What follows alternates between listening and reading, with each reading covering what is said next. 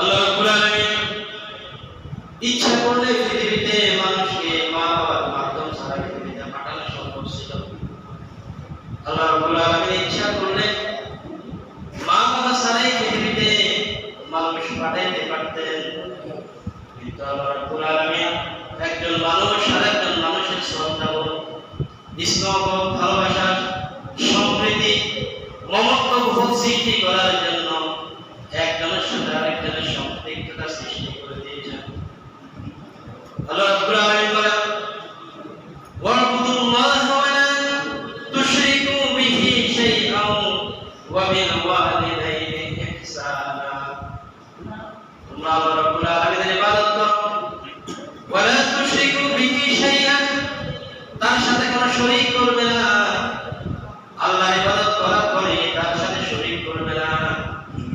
এরপরে তোমাদের আল্লাহর ইবাদতের পরে ফরজ যে ইবাদতটা সেটা হচ্ছে ওয়াবিল ওয়ালিদাইনি ইহসানা, মাতা-পিতার সাথে সৎ ব্যবহার করবে, মাতা-পিতার সহিত সৎ আচরণ করবে। এটা হচ্ছে আমার পক্ষ থেকে অর্ডার, এটা হচ্ছে আমার পক্ষ থেকে অর্ডার তোমাদের প্রতি। আল্লাহু আকবার। আদেশ আমার ইবাদত করবে। এরপরে যে কাজটা সেটা হচ্ছে মাতা-পিতার সাথে সৎ ব্যবহার, মাতা-পিতার ভরণ পোষণ, মাতা-পিতার সাথে নম্র ব্যবহার, ভদ্র ব্যবহার করতে হবে। আল্লাহু আকবার। আল্লাহ রাব্বুল আলামিন অন্যত্র বলেন, ওয়াসাইনাল ইনসানা বিওয়ালিদাইহি হাসানা। আমি সারা পৃথিবীর মানুষকে আদেশ করেছি তার মা বাবার সাথে সুন্দর ব্যবহার করার জন্য। এটা আমার অর্ডার, এটা আমার আদেশ। আমার ইবাদত করার যেরকম আদেশ, মাতা পিতার সাথে সৎ ব্যবহার, নম্র ব্যবহার, ভরণ পোষণ দেওয়া সেরকম খরচ। আমার বাক্যের সাথে মাতা পিতার খেদমতের বাক্য আমি এক করে দিয়েছি। সুবহানাল্লাহ। এটা বলতে কোনো ফুল স্টপ নাই, দাড়ি কমা নাই, ডাইরেক্ট আল্লাহর ইবাদতের পরে মাতা পিতা, এটার মধ্যে কোনো কমা নাই, এটার মধ্যে কোনো দাড়ি নেই, ওয়াকফ নাই, থামার কোনো চিহ্ন নাই, পাংচুয়েশন নাই। ডাইরেক্ট আল্লাহ বলছেন আমার ইবাদত করবে, সাথে সাথে মাতা পিতার খেদমত করবে, মাতা পিতার সাথে সৎ ব্যবহার করবে, মাতা পিতার ভরণ পোষণ করবে। সুবহানাল্লাহ। আল্লাহ রাব্বুল আলামিন পবিত্র কোরআনে আরো বলেন, ওয়াসাইনাল ইনসানা বিওয়ালিদাইহি হামালাতহু উম্মুহু ওয়াহনান আলা ওয়াহনিন ওয়া ফিসালুহু ফি আমাইন আন ইশকুর লি ওয়া লিওয়ালিদাইকা ইলাইয়াল মাসীর। আমি আদেশ করছি, ওয়াসাইনাল ইনসানা, মানুষকে আদেশ করেছি, লিওয়ালিদাইহি, তার মাতা পিতার ব্যাপারে সুন্দর আচরণ করার জন্য আমি আদেশ করেছি। কোরআনের এক জায়গায় না, অসংখ্য জায়গায় আল্লাহ রাব্বুল আলামিন এই কথা বলেছেন। আমার ইবাদত করার পরে মাতা পিতার খেদমত করবে, এটা হচ্ছে আমার অর্ডার। কারণ কেন করবা? কেন করবা? মাতা পিতার সাথে সৎ ব্যবহার, নম্র ব্যবহার কেন করবে? সুন্দর ব্যবহার কেন করবে? কারণ তো আছে।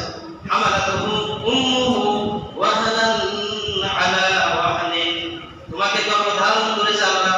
আল্লাহ রাব্বুল আলামিন নিজে বলতেছেন তোমাকে গর্ভধারণ করেছে।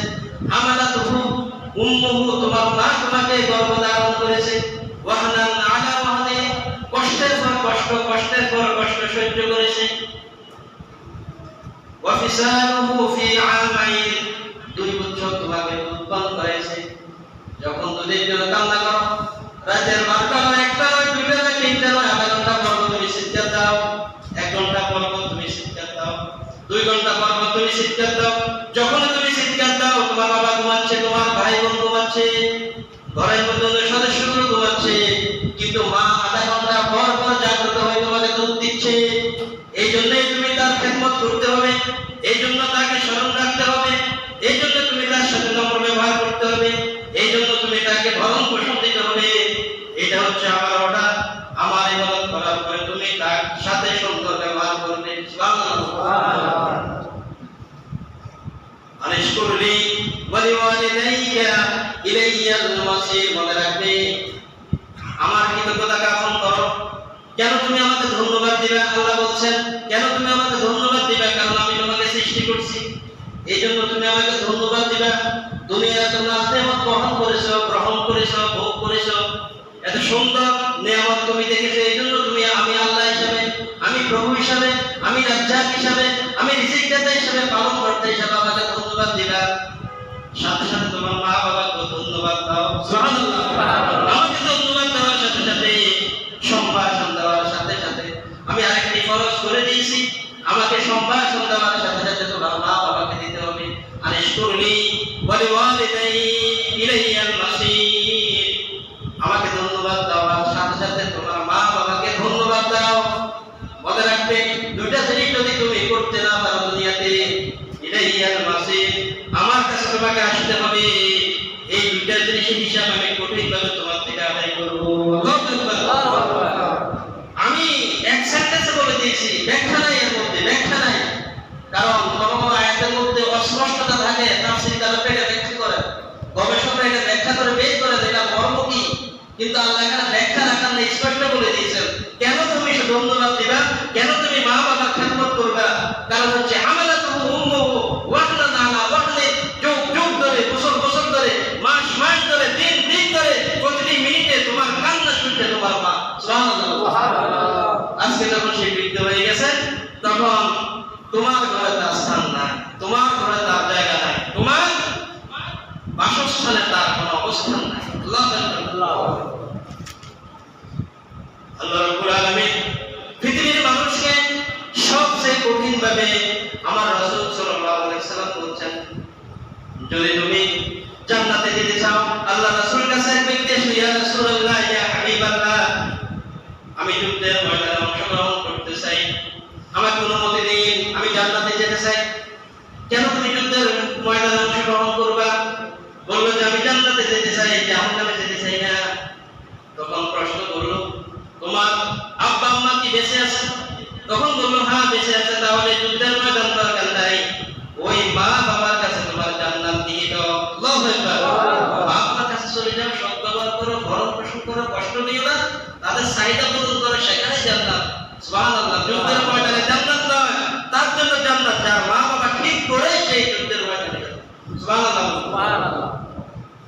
যখন তুমি বড় হয়ে যাও, তোমার মা বাবা যখন বৃদ্ধ হয়ে যায়, যখন তারা চলতে ফিরতে পারে না, তখন তারা অসহায় শিশু বাচ্চার মতো। তা তোমার কি মনে নাই, তুমি যখন 1 মাস বয়সে ছিলে, একদিন তোমার বয়স, তুমি চিৎকার দিয়েছো, তোমার মা কোন জায়গায় অপেক্ষা করে নাই, তোমার চিৎকার আওয়াজ শুনে তোমাকে দুধ দিয়েছে। সেই মা এখন শিশু অবস্থায় আছে, তুমি তোমার মার কান্না, তোমার কান্না ঘুরে কি প্রবেশ করে না? আল্লাহু আকবার।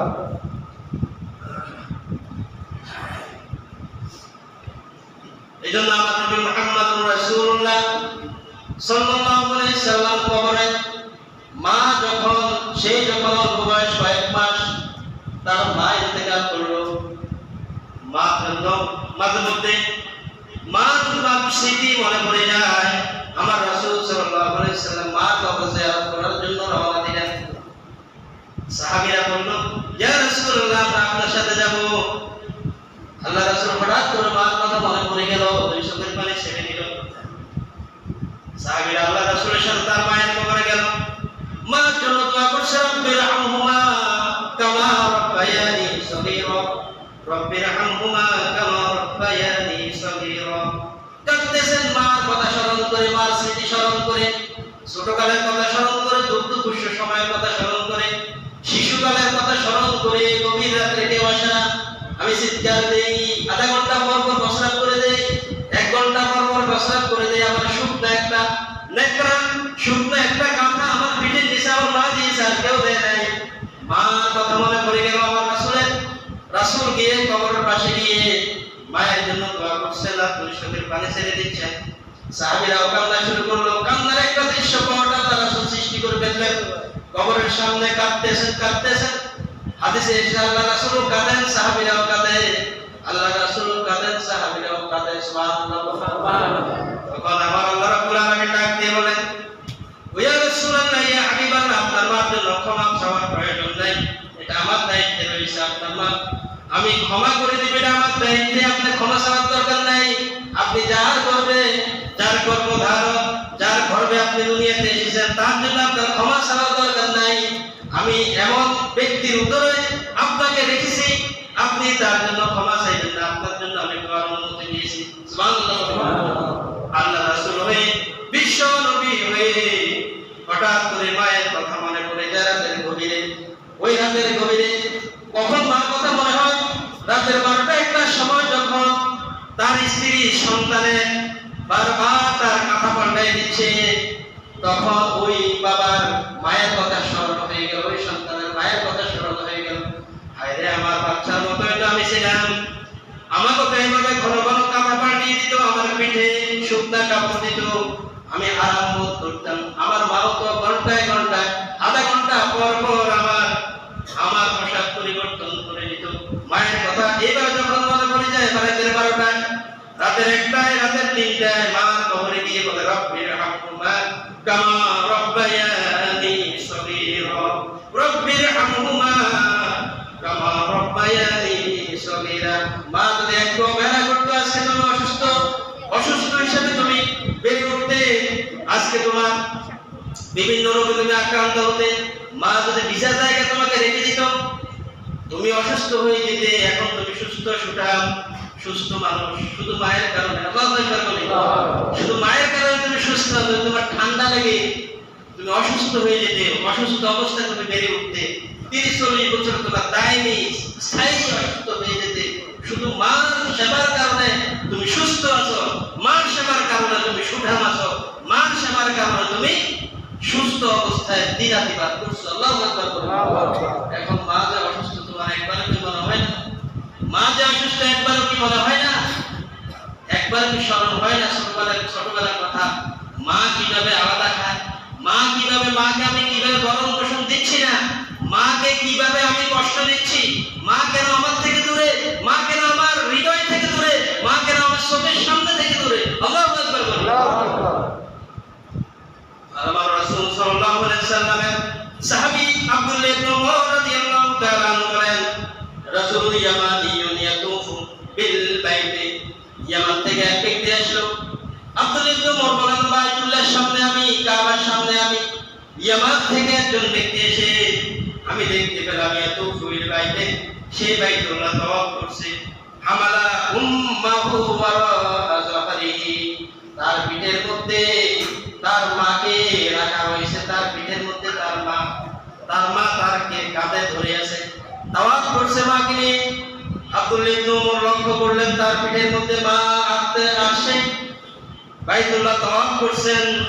ইয়াকুলু ইন্নী লাআবাইনু হাল মুদাল্লাল, ও আব্দুল্লাহ ইবনে উমর, আমার মা হচ্ছে, আমার মার জন্য আমি হচ্ছি অনুগত একটি উট, অনুগত একটি বাহন।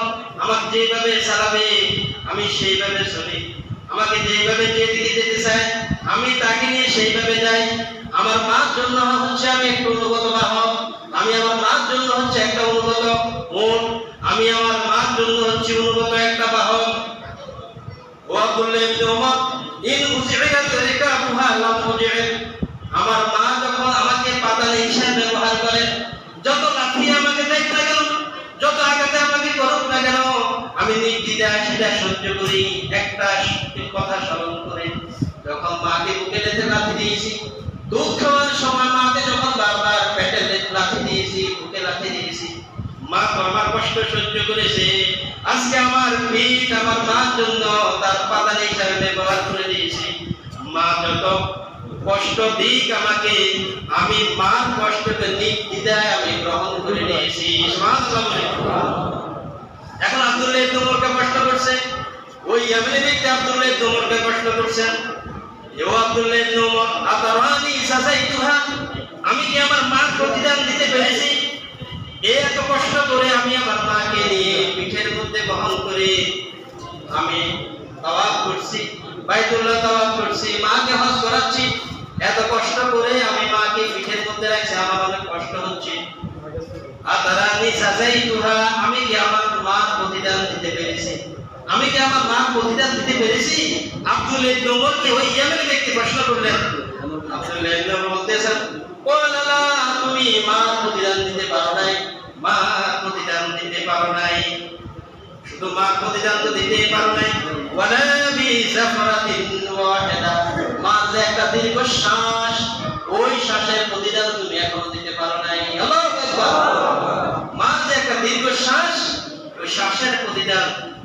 তুমি যদি মৃত্যু পর্যন্ত মাকে কাঁধে নিয়ে থাকো, প্রতি বছর তাওয়াফ করো, হজ করো, তাহলে মায়ের একটা দীর্ঘ শ্বাসের প্রতিদান তুমি সন্তান হয়ে দিতে পারবে না। আল্লাহু আকবার।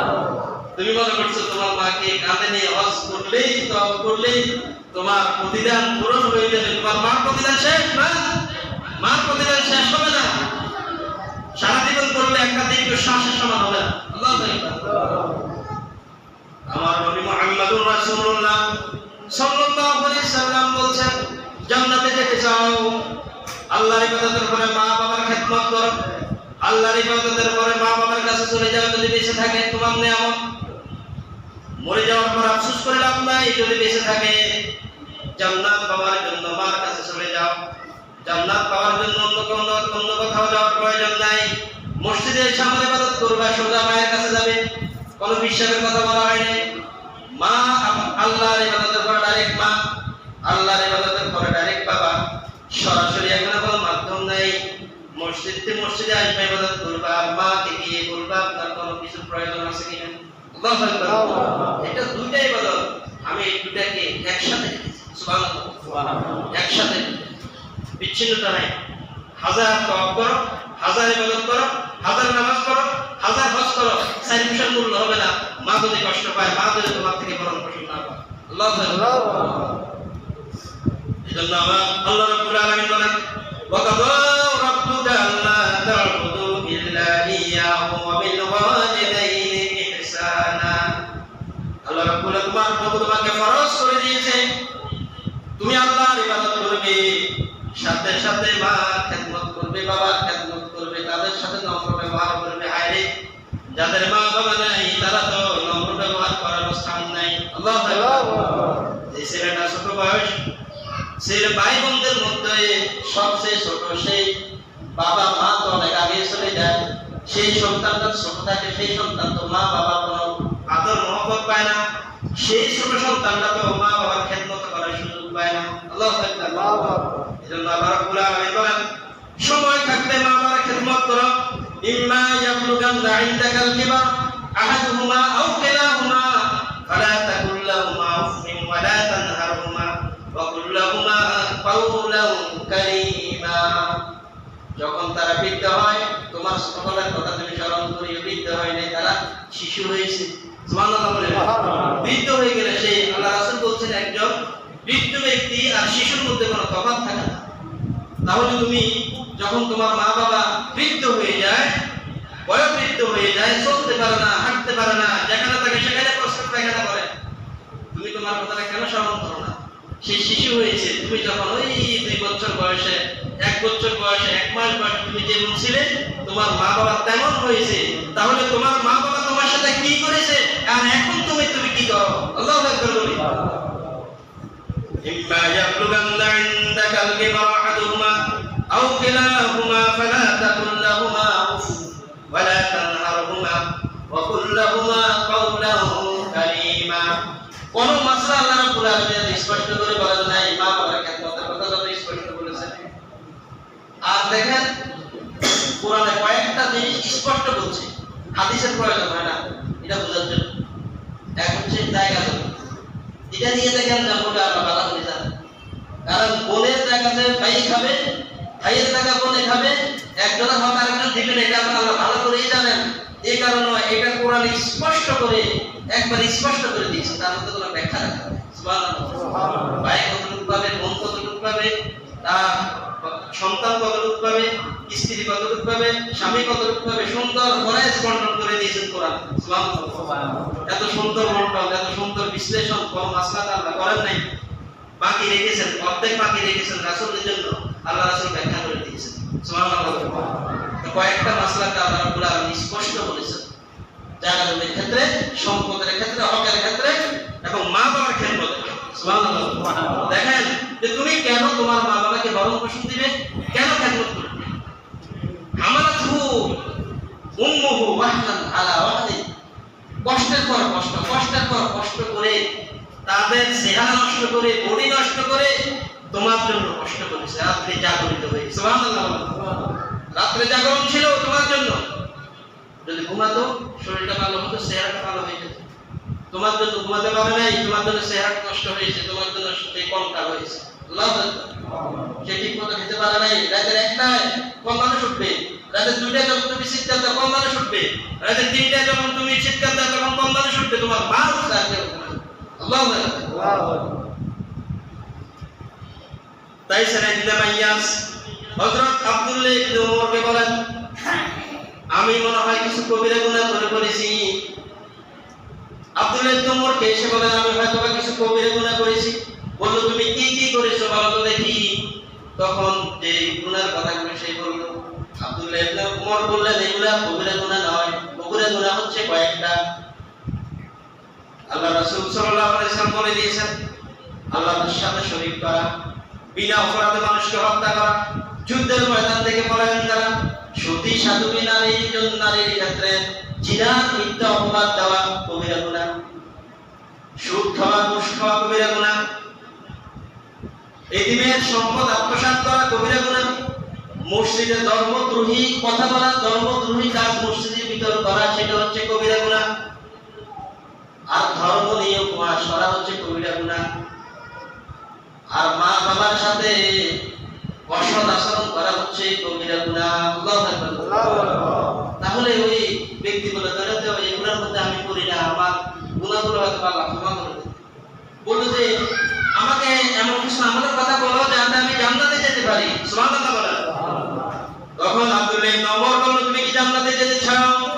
তুমি কি জাহান্নামের কঠিন আগুন থেকে পরিত্রাণ চাও? তখন বলল, অবশ্যই আমি জাহান্নামে যেতে চাই না।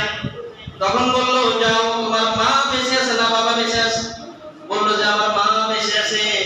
তাহলে মার কাছে চলে যাও, মার খেদমত করো, মার ভরণ পোষণ করো। মা দুইটা কাজ করবা, মার সাথে নম্র কথা বলবা, ভদ্র কথা বলবা, মার ভরণ পোষণ করবা। তাহলে মৃত্যুর পরে সরাসরি জান্নাতে প্রবেশ করবা। আল্লাহু আকবার। তাসির নেই, দুইটা কাজ করবা, আল্লাহর ইবাদত করে কবিরা গুনাহ করবা না। তাহাজ্জুদ, আওয়াবিন, ইশরাক যদি নাও করো অসুবিধা নাই, আল্লাহর ইবাদত পাঁচ ওয়াক্ত নামাজ পড়বা, হক হালাল ভাবে চলবা, আর মার খেদমতটা করবা, মরার পরে সরাসরি জান্নাতে যাবে। সুবহানাল্লাহ। ব্যাখ্যা নাই। আর মা খেদমত, বাবার খেদমত না করে বাকি সব করছো, সারা রাত বসে বসে তুমি নামাজ পড়ো, আর ওদিকে তোমার মা বাবা কষ্ট পাচ্ছে, 60 পয়সার দাম আল্লাহর কাছে নাই। এই সারা রাতের ইবাদতের মূল্য সরিষা পরিমাণ আল্লাহর কাছে নাই। আল্লাহু আকবার। 10 মিনিট সময় দাও, মা বাবাকে 10 মিনিট সময় দাও, সারা রাত হাজার রাত ইবাদত করা শ্রেষ্ঠ। সুবহানাল্লাহ।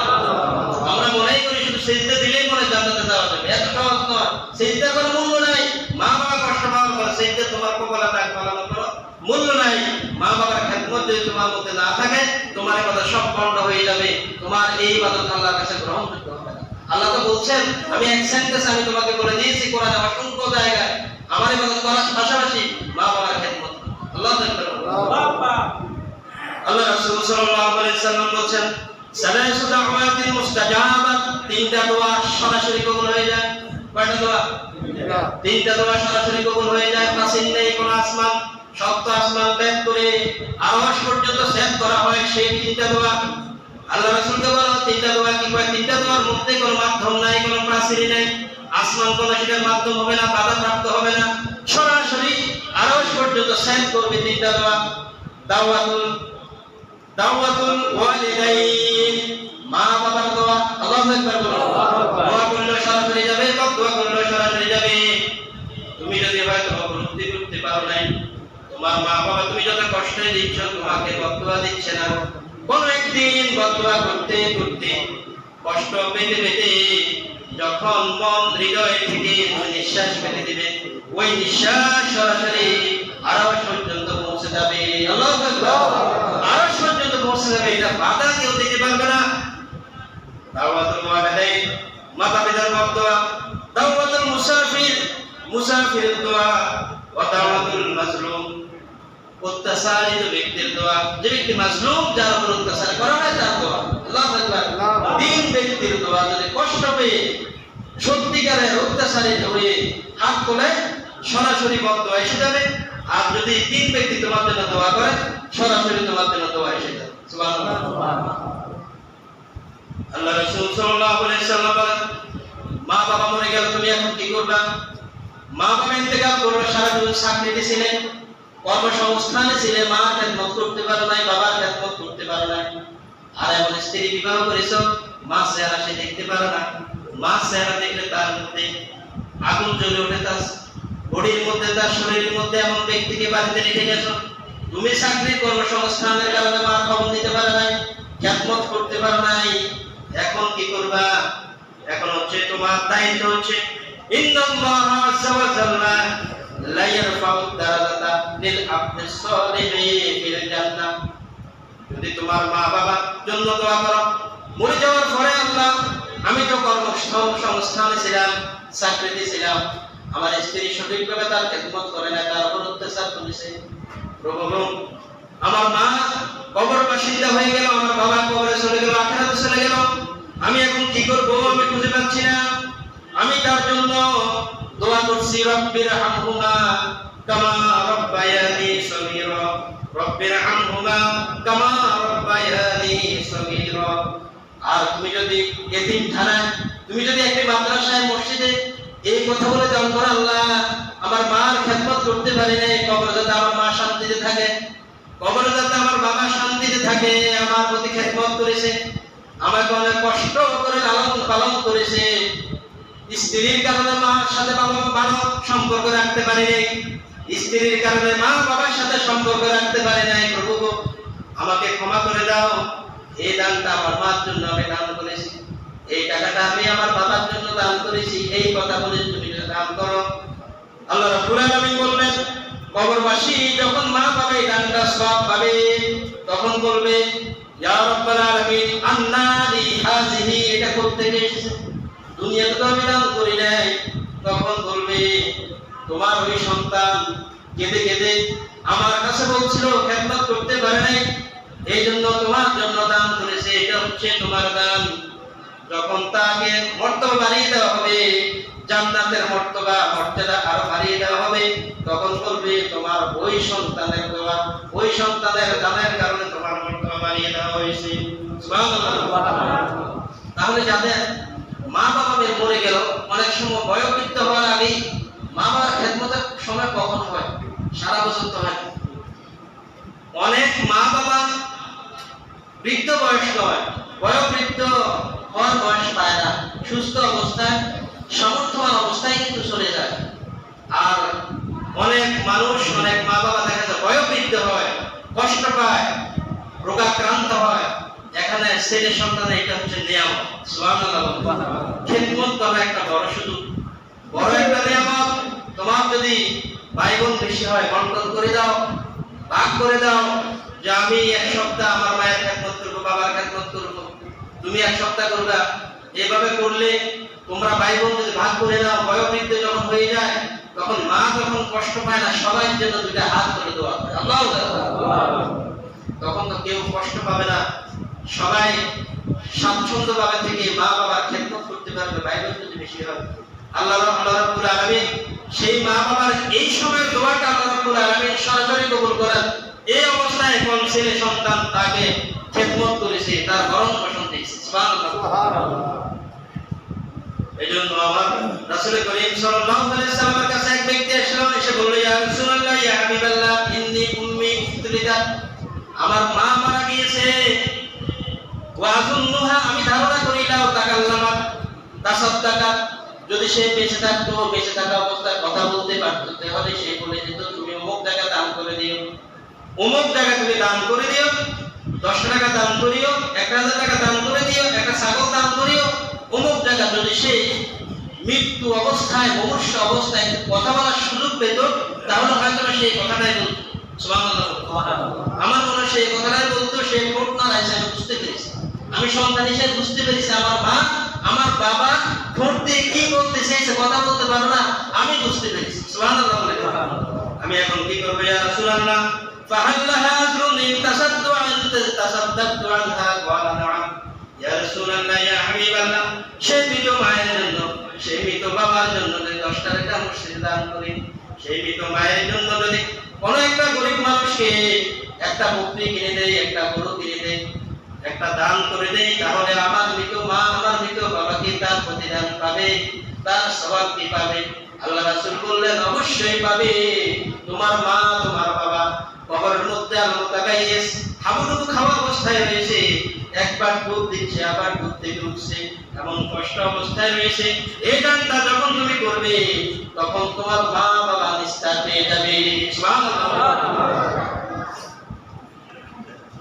এজন্য আমার নবী মুহাম্মদুর রাসূলুল্লাহ সাল্লাল্লাহু আলাইহি ওয়াসাল্লামের সাহাবী মা বাবা যখন মরে যায় তোমাদের তখন আর কিছু করার থাকে না, কবর দিয়ে গিয়ে কবর জিয়ারত করতে হবে, মা বাবার জন্য দান করতে হবে, এবং মা বাবা যে সমস্ত লোকদের সাথে চলাফেরা করতো তাদেরকে শ্রদ্ধা করতে হবে। সুবহানাল্লাহ। তোমার বাবার বন্ধু কে ছিল, তোমার বাবা কার সাথে চলাফেরা করতো, তোমার মায়ের সম্পর্ক কাদের সাথে ছিল, তাদেরকে তোমার বাবার মতো মনে করবে, শ্রদ্ধা করবে। আল্লাহ রাসূল বলেছেন সুবহানাল্লাহ। আব্দুল্লাহ ইবনে ওমর যাচ্ছেন রাস্তা দিয়ে গাধার পিঠে করে। আব্দুল্লাহ ইবনে ওমরকে রাস্তা দিয়ে একজন বলতেছে, তুমি কি উমর ইবনে খাত্তাবের ছেলে নও? তুমি কি উমর ইবনে খাত্তাবের ছেলে নও?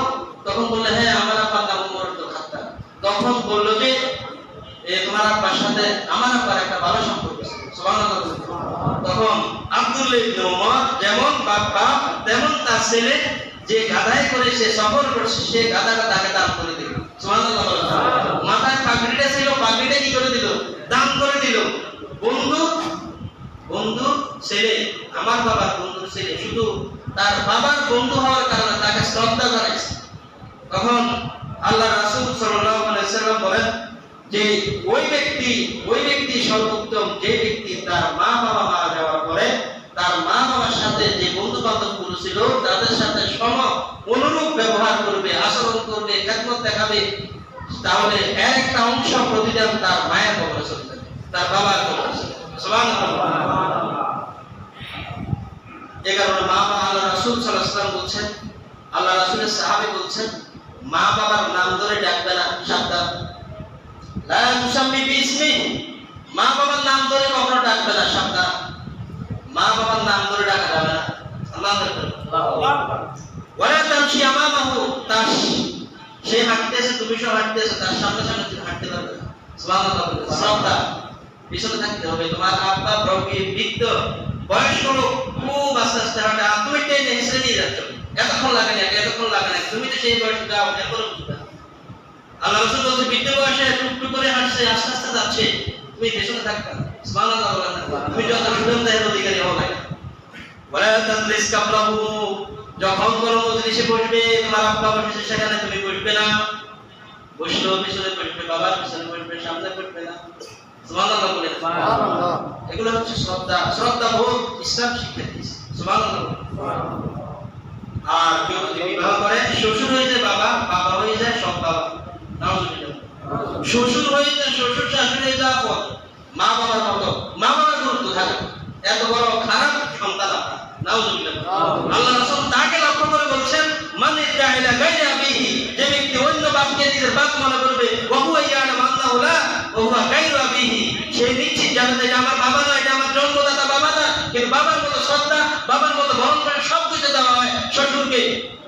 আল্লাহ রাসূল সাল্লাল্লাহু আলাইহি ওয়াসাল্লাম বলছেন সব কিছু দরকার নেই, ফাল জান্নাতু আলাইহি হারাম, আমার আল্লাহ তার জন্য জান্নাত হারাম করে দিয়েছে। সুবহানাল্লাহ।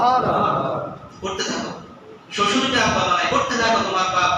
তোমার বাপের ফরনে লুঙ্গি নেই, তোমার শ্বশুরকে তুমি লুঙ্গি কিনে দিচ্ছ। তোমার বাপের ফরনে পাঞ্জাবি নেই, জামা নেই, তোমার শ্বশুরকে দেয় তোমার জামা। তোমার মতো এত খারাপ সন্তান পৃথিবীতে দ্বিতীয়টা আর নাই। আল্লাহ রাসূল বলছেন কিচ্ছু দরকার নাই, আমি একটা ঘোষণা দুনিয়াতে দিয়ে যাচ্ছি, ফাল জান্নাতু আলাইহি হারাম, তার জন্য জান্নাত আমি হারাম করে দিয়েছি। আল্লাহু আকবার। এবং হাউজে কাউসার আমার সামনে আসতে পারবে না, আমার সুপারিশ সে পাবে না, সাবধান করে দিয়েছেন। আল্লাহ রাব্বুল আলামিন আমাদের সবাইকে বুঝার তৌফিক দিন, সবাই বলেন আমিন। আমাদের সবাইকে বুঝার তৌফিক দিন, সবাই বলেন আমিন। কারণ আমাদের মা বাবা আমাদের কিছু বাধ্য। আপনার সাথে জমির সমস্যা থাকতে পারে, সম্পদের সমস্যা, আমি স্পষ্ট কথা বলছি, হয়তো বা বড় ভাইকে দিয়ে দিচ্ছে বেশি, ছোট ভাইকে একটু বেশি দিচ্ছে, এই জমি জমা নিয়ে মা বাবার সাথে সম্পর্ক আমরা রাখি না। তো তুমি যে দুনিয়াতে আসছো, তোমার জন্য যে কষ্ট করছে, যাই তুমি পাইছো, এটা মা বাবার কাছে পাও নাই, অথবা একটু কম পাইছো। তাই বলে মা বাবার পরিচয় দেওয়া যাবে না, মা বাবার খেদমত করা যাবে না, মা বাবার সাথে সম্পর্ক রাখা যাবে না। আল্লাহ রাসূলের ঘোষণাটা আজকের মসজিদ থেকে জেনে নাও, ফাল জান্নাতু আলাইহি হারাম। যত ভালো কাজ করবে, কোনো ভালো কাজের দাম নেই, ডাইরেক্ট জাহান্নাম চলে যাবে। আল্লাহু আকবার। আল্লাহ আমাদের সবাইকে বুঝার তৌফিক দিন ইনশাআল্লাহ। আমিন। আর কিছু কিছু মা বাবারা সতর্ক হতে হবে, সন্তানের শ্রদ্ধা পাওয়ার জন্য নিজে করে চলতে হবে। সুবহানাল্লাহ। হুজুর বলছেন একবারে সন্তানের জন্য তারা মা বাবার কিছু দায়িত্ব আছে, আল্লাহ রাসূল মা বাবার দায়িত্ব দিয়েছেন। তুমি ওইভাবে সন্তানকে গড়ে উঠাও যাতে তোমার শ্রদ্ধা বোধ সারা জীবন থাকে। সুবহানাল্লাহ। ওইটা আরেকদিন আলোচনা করবো। আল্লাহ যত কিছুই হোক না কেন, তোমার মা বাবা উল্টা পাল্টা যাই হোক না কেন, তোমার উল্টা হওয়া যাবে। সুবহানাল্লাহ। তাহলে তোমার জন্য জান্নাত হারাম হয়ে যাবে। কারণ তোমার মা যদি তোমার জন্য উল্টা মিথ্যা বদদোয়া দেয়, তুমি এই কাজটা করো নাই, তোমার জন্য কিন্তু বদদোয়া দিয়ে সেটা সরাসরি লাগে। সুবহানাল্লাহ। কারণ জুরাইজ সে কোনো অপরাধ করে নাই, সে নামাজ অবস্থায়, বনি ইসরাইলের সময় এক ব্যক্তি জুরাইজ আল্লাহর ওলি নামাজ অবস্থায় সূরা ফাতিহা পড়ছে, এই সময় মা ডাক দিল, এই জুরাইজ। তখন জুরাইজ বলছে, আল্লাহ আমি কি নামাজ আপনার কাজ করব নাকি মায়ের কাজ, মায়ের টাকা সারা দেব? আপনার কাজ করব নাকি মায়ের টাকা সারা দেব? না, আপনার কাছে করব, আপনি হচ্ছেন আমার প্রভু। সুবহানাল্লাহ। মা তিনবার ডাক দেওয়ার পর বলছে, আমি তোমার জন্য বদদোয়া দিয়ে যাচ্ছি, তুমি যতই ব্যস্ততা থাকো না কেন, আমি তোমার তিনবার ডাক দিয়েছি, তুমি আমার টাকা সারা দাও নাই। আল্লাহ তাআলা তোমার ব্যভিচারিণী নারী তোমার সাথে সাক্ষাৎ হওয়া পর্যন্ত তোমার মৃত্যু না। এটা তো জুরাইজের কোনো দোষ ছিল না, তো জুরাইজ নামাজ পড়তেছিল, মা দোয়া কবুল হয়ে গিয়েছে। তুমি কি বুঝাতে চাচ্ছ যে তোমার মা তোমাকে সম্পদ দেয় না, এটা দেয় না, সেটা দেয় না?